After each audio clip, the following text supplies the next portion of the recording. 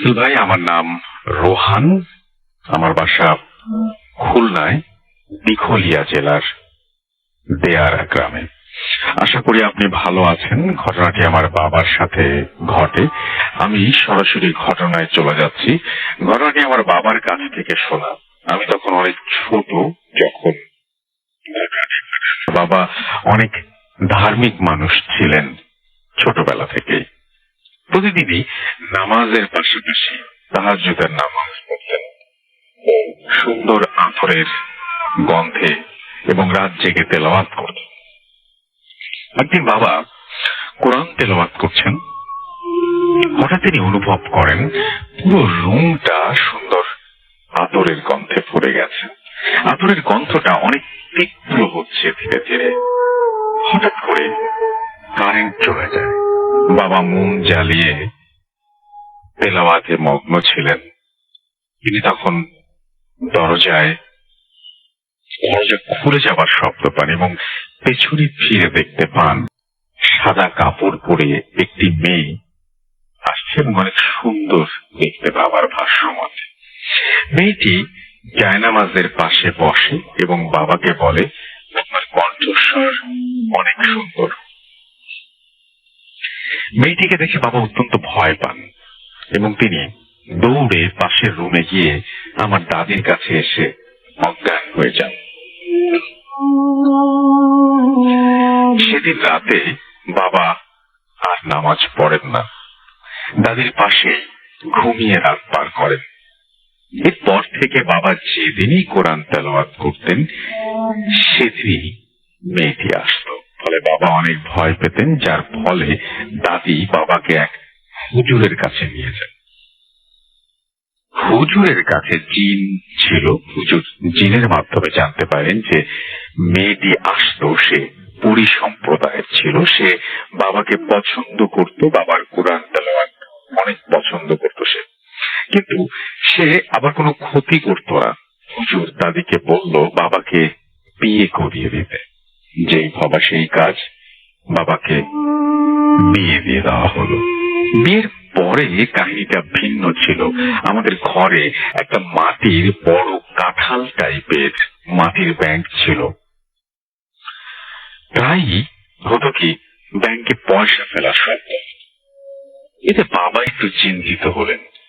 এমনকি বিছানার নিচে থেকেও কুটকুট কুটকুট শব্দ, যার ফলে বাবা বিছানা থেকে নেমে বিছানার নিচে কি আছে সেটা দেখার জন্য চেক করলেন। তিনি বিছানার নিচে উঁকি দিয়ে দেখতে পেলেন একটা মেয়ে বসে আছে, বাবার দিকে তাকিয়ে আছে এবং হাতে একটি সাপ রয়েছে। সেটি দেখা মাত্র বাবা অনেক ভয় পেয়ে যান। একটি মেয়ে বিছানার নিচে, হাতে একটি সাপ, এবং মেয়েটির সাপ বাবার গায়ে ছুঁড়ে মারে। এই সাপটি বাবার হাতে কামড় দেয়। পরবর্তীতে বাবার পুরো শরীর নীল হয়ে যায় এবং ওঝা ডাকিয়ে সেই সাপের বিষ নামানো হয়। ওঝা বাবাকে একটা তাবিজ দেয়। এরপরে তেমন আর কিছু হয়নি অনেকদিন। বাবা তার শ্বশুর বাড়ি বেড়াতে যান। কিছুদিন পর সেখানে গিয়ে একদিন পুকুরে গোসল করতে গিয়ে বাবা হাতের তাবিজটি হারিয়ে ফেলেন। বাসায় এসে তিনি লক্ষ্য করেন যে তার তাবিজ হারিয়ে গেছে। সেদিন রাতে বাবা রাতের খাবার শেষে যখন শুয়েছিলেন তখন হালকা তন্দ্রা এসেছে। তিনি লক্ষ্য করলেন একটা বোরকা পরা মহিলা বাবার একদম মুখের ওপর শূন্যে ভেসে আছে। এটা দেখা মাত্রই মহিলাটি বাবার গলা চেপে ধরেন এবং বাবা ঘুমাচ্ছিলেন। এমন সময় আম্মুর ঘুম ভেঙে যায়। আম্মু বাবাকে ধাক্কা দিতেই সেটা গায়েব হয়ে যায়। পরের দিন উঠে নানিকে ব্যাপারটি জানানো হয়। নানি বাবাকে বলেন, তুমি ওই মেয়েটি আসলে বলবে তোমার বউ আছে, সংসার আছে, তুমি তার সাথে যেতে চাও না, সে যেন চলে যায়। আমাদের নানির বাড়ি অনেক বড় বাগান ছিল। বাবা ওই দিন বিকেলে বাগানের দিকে যান। তখন ফলের মৌসুম ছিল। বাগানের দিকে গিয়ে ভেতরে অনেক দূর থেকে দেখতে পান সাদা কাপড় পরে একটা মেয়ে ভেসে ভেসে আসছে।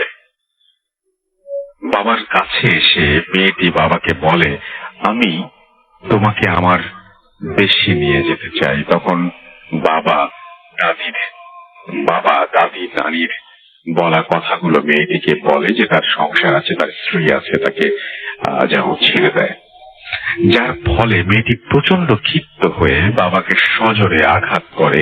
সেখানে বাবা জ্ঞান হারিয়ে ফেলে। বাবাকে খুঁজে না পাওয়ায় মামারা বাগানে গিয়ে বাবাকে মাটিতে পড়ে থাকতে দেখে এবং ধরে নিয়ে আসে। ওই দিন বাবাকে নানি বাড়ির এলাকায় বড় এক হুজুরের কাছে নিয়ে যাওয়া হয়। হুজুর বাবাকে দেখে আসনে বসেন এবং বলেন ওই মেয়েটি বাবাকে অনেক পছন্দ করে এবং বাবাকে নিয়ে যেতে চায়। যার কারণে বাবা যখন বিয়ে করেছে এটি জানতে পারে, তখন সে নানাভাবে বাবাকে ক্ষতি করার চেষ্টা করতে থাকে। এমনকি সেদিন বিছানার নিচে সাপটি বাবার গায়ে ছুঁড়ে যে মেরেছিল, বাবাকে মেরে ফেলার জন্যই সেটি করেছিল। হুজুর বলল একটি তাবিজ এবং গোসল দিলে এটি থেকে রেহাই পাওয়া যাবে। এই জন্য 7 ঘাটের পানি, গোলাপ জল, হুজুরের পানি পড়ে সবকিছু ঠিক করা হলো এবং প্রাণীর চামড়া দিয়ে তাবিজটি লিখে সেই তাবিজ ব্যবহার করতে দিলে পরবর্তীতে বাবা সেই জিনিসগুলো ব্যবহার করে এবং আস্তে আস্তে ঠিক হয়ে যায়। এরপরে একদিন বাবাকে স্বপ্নে দেখানো হয় সেই ব্যাংকটি ভাঙার জন্য। পরের দিন বাবা, আমি তখন যথেষ্ট বড় হয়েছিলাম, আমি বাবা আম্মু সবার সামনে ব্যাংকটি ভাঙতে থাকেন। ভাইয়া সেটা যখন ভাঙা হয় তখন অনেক পুরনো সময়ের কয়েন পাওয়া যায়, এমনকি অনেক জিনিস পাওয়া যায় যে আগে যেগুলো আমরা দেখিনি। পরে বাবা সেই জিনিসগুলো কোনো হুজুরকে দেখান না, সেগুলো নিজের কাছে রেখে দেন এবং এটাই ছিল ঘটনা। পছন্দ করে পড়ে শোনাবেন। তো আমি ঘটনাটা লিখেছেন হচ্ছে মুনতাসির ফুয়াদ রোহান এবং খুলনা থেকে ঘটনাটি পাঠিয়েছেন। আমি এটাই বলতে যাচ্ছিলাম যে আমরা বিভিন্ন ধরনের ভয়ের ঘটনা বিভিন্ন জায়গায় শুনি, বিভিন্ন জায়গায় বিভিন্ন বই পড়ে জানি। কত বড় বড় লেখক লিখছেন এবং সেগুলো পড়ে আমরা আনন্দিত হচ্ছি, ভয় পাচ্ছি। আমাদের হলিউডে যে সমস্ত হরর ফিল্ম তৈরি হচ্ছে, আমরা বিভিন্ন জায়গায় যে সমস্ত ওয়েব সিরিজ দেখছি, সেগুলো দেখে আমরা ভয় পাচ্ছি এবং কত মেধা সম্পন্ন মানুষ তার পেছনে আছেন একটা ফিল্ম বানাতে। আর আমাদের এইখানে আমাদের বাংলা ভাষায়, আমাদের বাংলা সাহিত্যে ভয়ের গল্পের তো কোনো অভাব নেই, ভয়ের ঘটনারও কোনো অভাব নেই। এবং আমাদের বাঙালি একজন যে কোনো একটা জায়গায়, যে কোনো জায়গা থেকে, এটা তো খুলনা, রাজশাহী, ঢাকা, চট্টগ্রাম, রংপুর, বরিশাল বা সিলেট নয়, যে কোনো প্রত্যন্ত অঞ্চলেও একজন মানুষ তার ঘটনা লিখে পাঠিয়ে, খুব স্বাভাবিকভাবে লিখে পাঠিয়ে ভয় ধরে দিচ্ছেন। গত 9 বছর ধরে, 9 বছরের বেশি সময় ধরে আমরা এই ব্যাপারগুলো ঘটতে দেখেছি এবং আমি খুবই প্রাউড অফ ইউ আপনারা যারা ঘটনা পাঠান তাদের জন্য। এবং আমি সত্যি খুবই গর্বিত যে আমার মনে হয় যে এই লেখাগুলো যদি আমার কাছে না আসতো আর আমি যদি পড়ে না শোনাতাম, অনেকে তো জানতেই পারতেন না যে প্রত্যেকটা মানুষের মধ্যে আশ্চর্য রকমের একটা ক্ষমতা আছে। প্রত্যেকটা মানুষ একজন স্টোরি টেলার, যিনি তার ঘটনাগুলোকে চমৎকার ভাবে লিখে পাঠান এবং লিখতে পারেন। আজকের ঘটনাটি চিন্তা করে দেখুন যে আপনি অন্ধকার ঘরের মধ্যে হঠাৎ করে যদি আপনার এরকম হয় যে আপনি আপনার খাটের নিচ থেকে কোন শব্দ শুনতে পাচ্ছেন এবং সেই শব্দ শুনে খুব আপনি আগ্রহ ভরে আপনি দেখতে গেলেন যে এই শব্দটার উৎস কি বা এই শব্দটা কোথা থেকে আসছে, কি হবে? আপনি তাকালেন এবং দেখলেন একটি মেয়েকে, যেই মেয়েটা কিনা একটা সাপ হাতে নিয়ে খাটের নিচে বসে আছে। চিন্তা করতে পারেন যে একটা মেয়ে সে খাটের নিচে সাপ হাতে নিয়ে বসে আছে এবং আপনি তাকে দেখা মাত্র সে আপনার গায়ে সাপটাকে ছুঁড়ে মারছে। এর চেয়ে ভয়ের দৃশ্য পৃথিবীতে আর কি হতে পারে? আমি এটা যখন পড়ি তখন খুব শিউরে উঠেছিলাম। বা তিনি তারপরে যে বর্ণটা দিয়েছেন যে একজন বোরখা পরা মানুষ, মহিলা, একদম মুখের সমান্তরালে সেই মানুষ। এটা আমি যদিও শুনেছি, কিন্তু আমি এই দৃশ্যটা কল্পনাও করতে পারি না যে তিনি যেটা বলছেন যে সাপ হাতে একটা মেয়ে বিছানার নিচে বসে আছে। কি ভয়ঙ্কর দৃশ্য, তাই? সেটাই। তো আমার মনে হয় যে এরকম ঘটনা আপনাদের কাছেও আছে, এবং আমি বিশ্বাস করি যে যে কোনো সময় যে কোনো মুহূর্তে আপনারা সেই ঘটনাগুলো আমাদের পাঠিয়ে দেবেন। আমাদের চারপাশে অনেক ঘটনা ঘটে, কোনটা সত্যি কোনটা মিথ্যা হয়তো আমরা বুঝি না, বা কোনটা আসলে ভয়ের, কোনটা ভয় পাওয়া উচিত কোনটা ভয় পাওয়া উচিত না সেটাও আমরা জানি না। বাট এইরকম ঘটনা কিন্তু প্রতিনিয়তই আমাদের সাথে ঘটে চলেছে এবং ঘটছে এবং আগামীতেও ঘটবে। আশা করছি যে আপনি সেই ঘটনাগুলো আমাদের লিখে পাঠাবেন। এবং আমি আজকে ঘটনাটা পড়ে সত্যি খুবই খুবই মুগ্ধ হয়েছি। আমার মনে থাকবে সাপ হাতে খাটের নিচে একটি মহিলা। চাকরির সুবাদে আমি ঢাকা থেকে চিটাগাং যাওয়ার একটা ছিল। তো আমি ঢাকা থেকে চিটাগাং যাওয়ার উদ্দেশ্যে আপনার মতিঝিল আরামবাগে বাস কাউন্টারের এখানে দাঁড়িয়েছিলাম। তো আমি আসলে একটা ফার্মাসিউটিক্যাল কোম্পানিতে আছি। তো আমার পরিচিত কিছু আপনার অ্যাম্বুলেন্সের ডাক্তার ড্রাইভার ছিল। তো ওইখান থেকে আমি আরামবাগের স্টেশন থেকে আমার একটা পরিচিত অ্যাম্বুলেন্সের ড্রাইভার বললো যে ভাই কোথায় যাবেন? তো আমি বললাম যে আমি চিটাগাং যাবো। তো বললো যে আমি তো ওখানে যাচ্ছি, ঢাকা মেডিকেল থেকে শুধু একজন লোক নিব, তারপর আপনার সাথে একসাথে চলে যাই। বললাম ভাবলাম ঠিক আছে, ওকে একজন যদি কোম্পানি দেয় সাথে অ্যাম্বুলেন্সে চলে গেলে তাড়াতাড়ি চলে যেতে পারবো। আমি ওর সাথে গাড়িতে উঠে অ্যাম্বুলেন্সে উঠে ঢাকা মেডিকেল যাই। যাওয়ার পর ওইখানে তাই একটু চাটা করি, এর মধ্যে দেখি যে একটা কফিন অ্যাম্বুলেন্সের কাছে নিয়ে আসা হচ্ছে। তো আমি জানতাম না যে আসলে অ্যাম্বুলেন্সে কি যাবে। আমি ভাবছিলাম হয়তো রুগী বা কোনো অন্য কিছু যাচ্ছে, কফিন বা লাশ যদি জানা হতো তাহলে আমি অবশ্যই যেতাম না, কারণ আমি এগুলোতে একটু ভয়ে থাকি। তো আপনার যখন কফিনটা দেখি তখন দেখি যে আপনার কফিনটা সম্পূর্ণ মানে ইনটেক করা। কফিনটা ভিতরে ঢোকানোর পরে টাকা আমি ড্রাইভারকে বললাম যে তুমি যে কি উঠাইলে? সবাই কফিন। পরে বললাম যে লোকজন কি সাথে না, আসলে ডেড বডি তো মারা গেছে, সরি আপনার আত্মহত্যার ইসে, তো আপনার এটা নিয়ে যেতে হবে। তো যথারীতি গাড়িতে ওঠানোর পর গাড়ি স্টার্ট করলো। গাড়ি স্টার্ট করার পর আমরা কুমিল্লা না সরি 14 গ্রাম পর্যন্ত নরমালি যাই। 14 গ্রামে যাওয়ার পর আমরা খাওয়া দাওয়ার জন্য রাস্তায় ব্রেক নিই। ব্রেক নেওয়ার পর আপনার রাস্তার পাশে হাইওয়ের পাশে একটা রেস্টুরেন্টে খাওয়া দাওয়া করে ওইখান থেকে গাড়িতে উঠি। গাড়িতে ওঠার পর ওইখানে যারা আছে তারা জানেন যে ওই সাইডের যে রাস্তাগুলো ওগুলাতে আপনার গাড়ি যে গতিতে ঘন্টায় কমপক্ষে 100 এরকম পাওয়ার থাকে। তো আমাদের গাড়িতে মানে শো করতেছে 90 কিলোমিটার পাওয়ার শো করতেছে আর কি গাড়ি গতিবেগ। বাট মানে আমাদের কাছে মনে হচ্ছে গাড়ি আরো অনেক স্লো যাচ্ছে, মানে শো করতেছে 90 কিলোমিটার পাওয়ার, কিন্তু মনে হইতেছে 40 কিলোমিটার পাওয়ার গাড়ি যাচ্ছে। আর গাড়িটা আমরা দুজন আর ডেড বডি একটা, তিনটা। বাট মনে হইতেছে যেন 4-5 জন আমরা গাড়িতে আছি, বা গাড়িটা আরো লোড।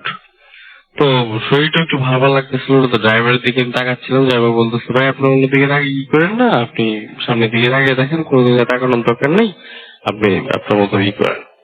তো আমি কানে হেডফোন লাগিয়ে মানে একটু চোখে তন্দ্রার মতো আসছিল। তো আমি মানে চেয়ারের সাথে করে শুয়ে গেছিলাম। তো কখন যে চোখে হালকা ঘুমে আসে পরে আমি বুঝতে পারিনি।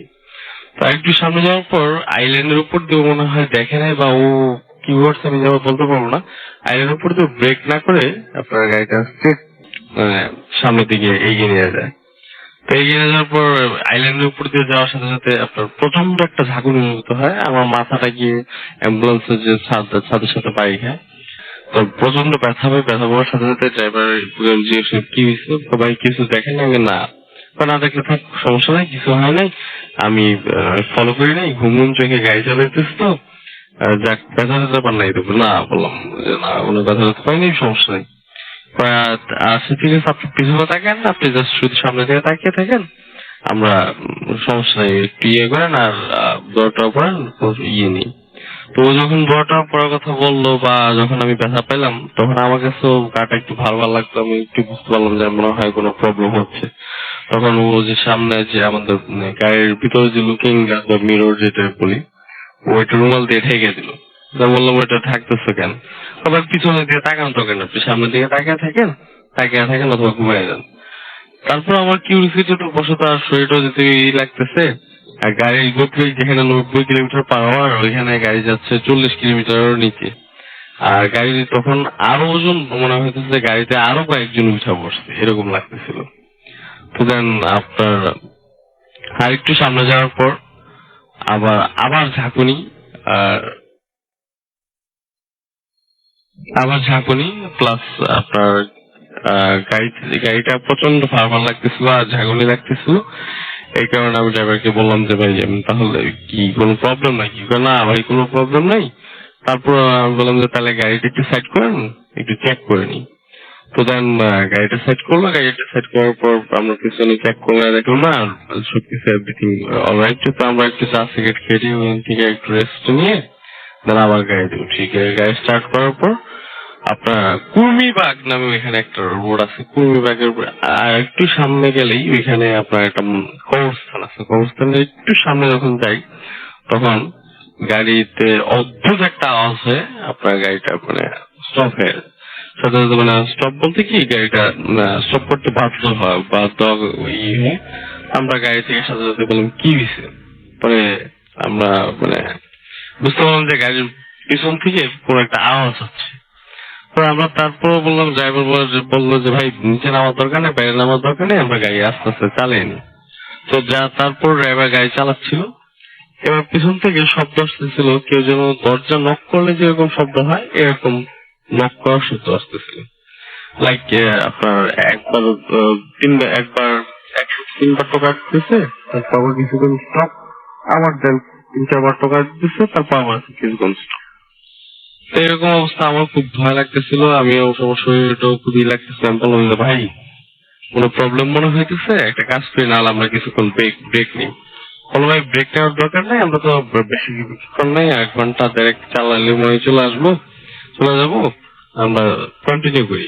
বললাম আচ্ছা ঠিক আছে, আপনার যে ইচ্ছা। ভাই আপনি মিররের দিকে তাকান না, আপনি জাস্ট শুধু সামনের দিকে তাকিয়ে থাকেন। আরেকটু সামনে যখন যাই তখনই আমাদের সাথে ঘটে সবচেয়ে ভয়াবহ ঘটনাটা। আমাদের গাড়িটা হঠাৎ করে আপনার পিছনের যে ডেকের ইটা খুলে যায় আপনার কফিনটা পড়ে যায়। এখন একটা অ্যাম্বুলেন্সের ডেক তো সম্পূর্ণ লক, আর একটা লক যদি খুলতে হয় ভিতর থেকে খুলতে হবে, অথবা চাবি দিয়ে বাইরে থেকে খুলতে হবে।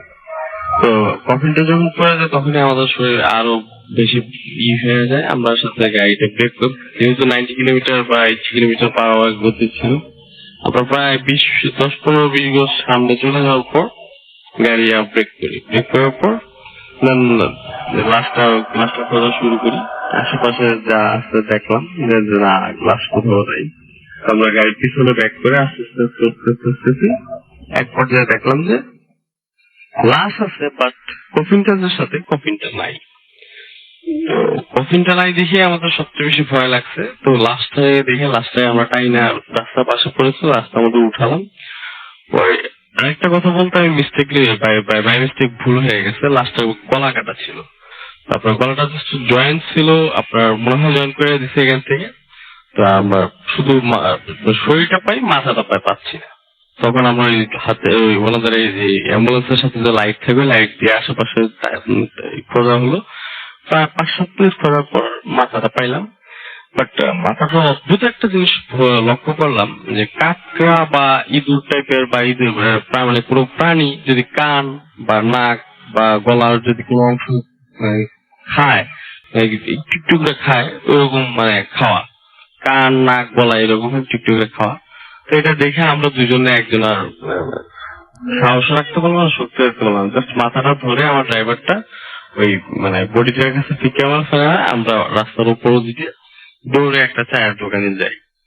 যার পর এখানে 3-4 জন বসা ছিল, ওনাদেরকে ডিটেলস বলার পর ওনারা বললো যে ভাই এই রাস্তাতে এমনি খারাপ, ঠিক আছে আপনারা আমাদের সাথে চলেন। তো তাহলে ওরা আমাদের সাথে আসলো, আসার পর আমরা আপনার ওই ডেড বডিটা দেখি, দেখা দেখার পর ওনারা বললো যে আপনি একটা কাজ করেন, এখন তো বাজে 3:30 প্রায়, আর 1-2 ঘন্টা পরে আপনার আজান দিয়ে দিবে, আপনার বডি রাইখা এখানে এই গাড়িটা রাইখা ওয়েট করেন, আজানের পর আপনার এখান থেকে রওনা দিন। আর রাত্রে যেহেতু এখন আর যাই না, পরে আমরা ওইভাবেই মানে বডিটাকে ইটি করে অ্যাম্বুলেন্সে ঢুকে ওই দোকানের সামনে রেখে সকাল যখন আজান দেয়, আজানের পর আমরা ওইখান থেকে চলে যাই। এই ছিল ঘটনা।